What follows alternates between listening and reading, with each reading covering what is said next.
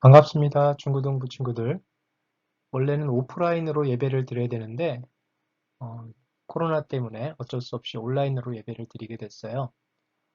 그런 첫 시간으로 우리 모세 이야기를 통해서 본 내인보다 하나님을 의지하는 방법에 대해서 오늘 알아보도록 하겠습니다.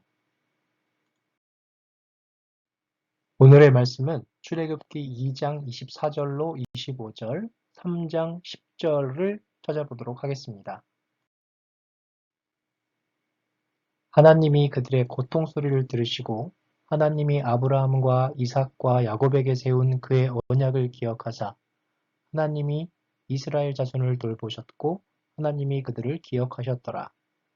이제 내가 너를 바로에게 보내어 너에게 내 백성 이스라엘 자손을 애굽에서 인도하여 내게 하리라. 영상에서 봤듯이 모세는 이스라엘 사람이었지만 애굽의 공주에게 길러져서 그 당시 애굽의 모든 학문과 지식을 다 습득한 굉장히 유능한 애굽의 왕자로 자라나게 됩니다. 모세는 점점 자라면서 히브리 민족인 이스라엘 사람들이 받는 차별 대우에 눈을 뜨게 됐습니다. 그에게는 하나의 소망이 생겼는데 그것은 언젠가 제대로 힘을 갖춘 뒤에 이스라엘을 자신의 능력으로 구원하는 것이었습니다. 그러나 이스라엘 백성을 구원하고자 했던 모세의 열심은 모세를 헤어날 수 없는 어려움에 빠지게 했습니다. 젊은 혈기를 가지고 있던 모세는 그만 이스라엘 사람이 애굽 사람으로부터 맞아서 죽는 것을 보고 자신의 감정을 주체하지 못해서 애굽 사람을 죽이고 말았고 그를 파묻었지만 그만 들통나고 말았습니다. 히브리 사람들이 이것을 결국 알게 됐고요. 이 말을 들은 모세는 엄청난 두려움에 휩싸여서 도망칠 수밖에 없었습니다. 여러분, 모세는 도망치면서 애굽에서의 모든 지위와 특권을 버렸을 겁니다. 그리고 또 하나를 포기했겠죠. 이스라엘 백성을 구원해줄 사람이 되고자 하는 그 희망을 버리고 말았을 것입니다. 사실 하나님께서도 모세를 통해 일할 계획을 세우고 계셨을 겁니다. 단지 하나님께서 이루시고자 했던 하나님의 구원 계획은 믿음을 통한 것이었지 모세의 자신의 힘으로 이루시려고 했던 것은 아니었던 거죠. 때때로 우리는 하나님의 일을 우리의 열심만을 가지고 하려고 합니다. 우리의 능력으로 또는 우리가 가진 것으로 하려고 하죠. 저 역시 너무나 자주 이런 유혹에 빠지고 맙니다.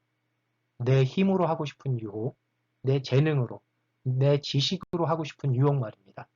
그런데 하나님은 그럴 때마다 늘 고개를 저으십니다. 실패하게 하시고 넘어지게 하십니다. 내 일은 내가 주는 힘으로 하는 것이다 라고 말씀하면서 말입니다. 어쨌든 도망자의 삶을 살게 된 모세는 스스로 빈약한 자, 힘없는 자, 아무런 소망이 없는 자가 되고 말았습니다. 그래서일까요? 모세는 그가 가지고 있었던 하나님이 주신 거룩한 꿈도 부질없는 일이라고 생각하고 말았죠. 그는 그렇게 도망쳐서 광야로 갔습니다. 그곳에서 양을 치고 있던 여인을 만나게 됐고 그녀와 그녀의 아버지의 도움으로 생명을 보존하게 되었죠. 그리고 모세는 양치는 목자가 되었습니다. 그는 범법자가 된 거죠. 그러나 그것 때문에만 숨은 것은 아니었습니다. 모세는 애굽에서도 도망했지만 사실 자신을 무시하고 배척한 히브리인, 이스라엘 사람들로부터도 도망한 것이었습니다. 결국 그는 바로와 자기 민족과 하나님으로부터 도망한 것이었죠. 그렇게 그 도피처에서 그는 무려 40년간을 양치기로 살았습니다. 그러나 하나님은 모세에게 자신을 숨기지 않으셨습니다. 40년을 포기와 낙심으로 보내고 있는 모세에게 드디어 하나님께서 나타나셨습니다. 양을 치고 있는 모세는 이상한 장면을 보게 됩니다. 불이 붙었지만 타지 않는 한 나무를 보게 된 거죠.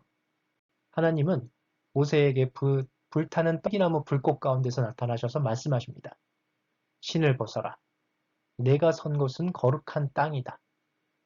주님이 임하신 곳, 그곳은 거룩한 땅이 틀림없었습니다. 주님은 놀란 그에게 계속해서 말씀하십니다. 이제 내가 너를 바로에게 보내요. 너에게 내 백성 이스라엘 자손을 애굽에서 인도하여 내게 하리라.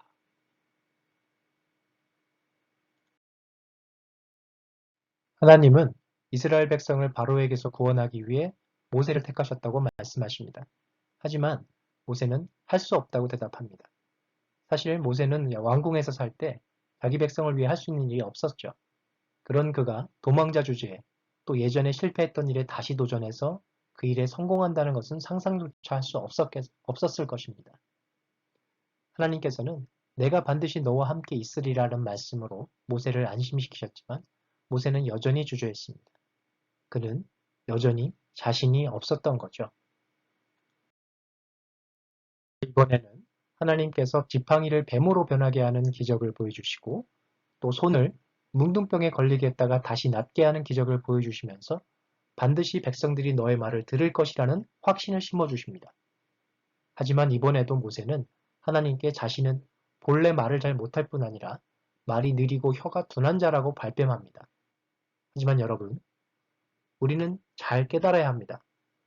하나님 앞에서 하나님의 일을 할 수 없다고 말할 때 종종 이런 우리의 모습은 겸손이 아닙니다. 모세 역시 겸손함으로 말한 것이 아니었습니다. 겸손이 아니라 낮은 자존감을 가진 사람으로 변해버린 것이었죠. 모세는 더 이상 자신감이 넘치던 애굽의 왕자가 아니었습니다. 자신감이라고는 쥐꼬리만한 초라한 양치기일 뿐이었죠. 모세의 이런 대답에도 하나님께서는 절대로 화내지 않으셨습니다. 오히려 모세를 계속 설득하셨습니다. 그리고 그에게 필요한 능력을 주신다고 약속하십니다.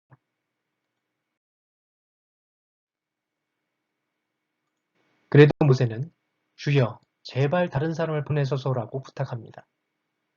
모세에게는 하나님께서 자신에게 하신 약속보다 수년 동안 자신의 마음속에 자리 잡아왔던 열등감이 더 컸던 거죠. 하나님은 결국 동역자 아론까지 붙여주시면서 하나님의 부르심에 응답할 것을 요청하십니다. 실패의 기억 때문에 낮은 자존감, 자괴감, 열등감을 가지고 스스로 자신 없어 하는 모세는 하나님께서 만나주심으로 변화되기 시작했습니다. 그리고 어떤 말로도 하나님의 소명을 거절할 수 없음을 깨달았습니다. 그는 주님께 결국 좋습니다. 주의 말씀대로 따르겠습니다. 라고 고백할 수 있게 되었습니다. 하나님은 자기 힘으로 이스라엘을 구하려 했던 모세가 아니라 자기 힘으로는 아무것도 할 수 없다고 생각하는 모세를 부르셨습니다. 그리고 울고 있는 백성들의 음성을 들으셨다고 말씀하십니다. 이제는 그들을 구해야겠다. 바로 너를 통해서 이렇게 말씀하시고 계십니다. 우리도 지금 여기 하나님의 떨기나무 앞에 서 있습니다. 언젠가는 주님의 떨기나무 앞에 서 있게 될 날이 올 것입니다. 그때 우리는 주님께 무엇이라고 말할 수 있을까요? 나는 할 수 없습니다. 뭔가 멋진 일을 할 수 없을 것 같습니다. 주님 더 헌신하라고 말씀하지 마세요. 노력했는데 안 된 거 아시죠? 실패했으니 주님의 뜻이 아닌 게 확실합니다라고 말하지 않기를 바랍니다. 주님은 다시 여러분에게 힘을 주시고 소명을 주시고 능력을 주시는 분이십니다. 사명을 주셨다면 그 일을 이룰 힘과 능력을 주실 것입니다. 내 능력과 내 재능을 의지하지 마시고 그분의 거룩함과 신실하심을 믿고 의지함으로 나가는 우리 친구들이 되기를 소망합니다. 이스라엘을 구원하시기 위해 모세를 불러주신 우리 주님께서는 오늘 우리도 구원의 동역자로 부르고 계십니다. 그 부르심에 아멘으로 순종한 우리 친구들 되기를 축하합니다.